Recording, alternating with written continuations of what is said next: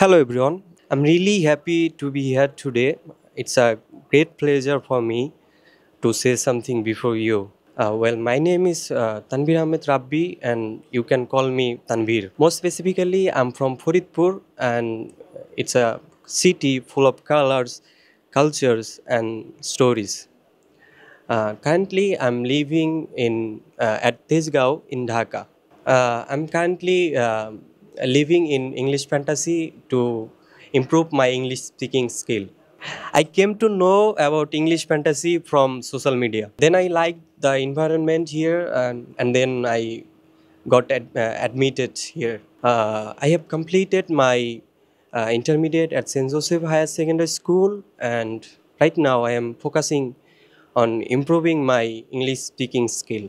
I really enjoy video editing, especially with Adobe Premiere Pro, and I dislike wasting time without any purpose. I prefer staying productive and learning something new.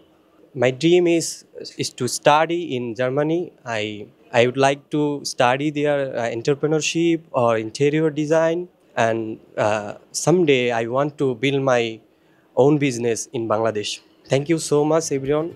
That's all about me for the time being.